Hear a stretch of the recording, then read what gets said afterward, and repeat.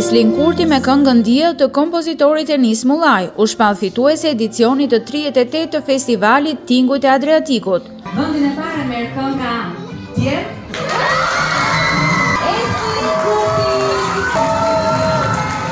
Mjaft emocionuar nga çmimi i parë, artistja e re tha për Durrës Lajm se kënga mund të jetë bashkëshoqëruesja e saj në vitet në vazhdim. Edhe prisja, po ndjem shumë e lumtur dhe krenare për veten. Mendon që kënga mund të jetë bashkëshoqëruesja e jetës tënde edhe në vazhdim, pastaj pra mund të dedikohesh këngës? Po, edhe mund ta këndoj në vazhdim.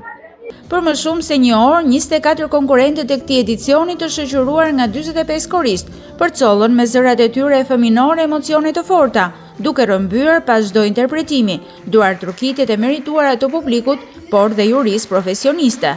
Dhe ishte Amber Prodani, ajo që u vlerësua nga juria me çmimin Interpretimi më i mirë, me këngën Deti tim, që në titull kënga e kishte bërë për vete interpretuesen më të mirë.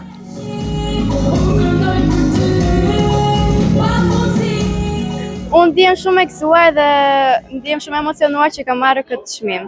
Për ty kënga çfarë është? Po unë në verë gjithmonë ka pëlqyer deti të lahem edhe më pëlqen shumë fakti që kam një këngë që i dedikohem detit që kaloj gjithë verën. Për Qendrën Kulturore të Fëmijëve Durrës, ky festival që tashmë është kthyer në një traditë të bukur të përvitshme, përfaqëson pikën kulmore të aktiviteteve të fundvitit, sepse kurorëzon talentet e reja më të spikatura në këngë. Këngët janë të orkestruara me tekstshkrues, me muzikantë shumë të njohur dhe unë jam shumë e nderuar, juria është shumë prestigjioze dhe mendoj që do ta japin me të vërtet vlerësimin e duhur. Bashkëshoqëruese në moderim e drejtoreshës së QKF-s ishte voglushja Arbëri Dajko, që në këtë sprov të parë doli shkëlqyeshëm. Ishte një eksperiencë shumë e bukur që do të më mbesi gjithmonë në zemrën time.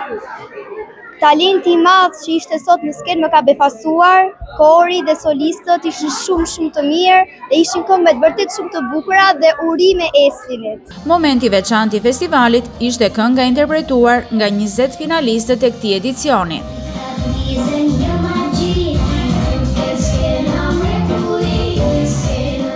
Jo më kot, ky festival është ndër aktivitetet kulturore më e gjata në historikun e QKF Durrës. Zbulimi i artistëve të vegjël mbetet prioriteti i punës së stafit të kësaj qendre, që ndër vite kanë nxjerrë disa nga artistët e rinj më të talentuar të skenës durrësake dhe më gjerë.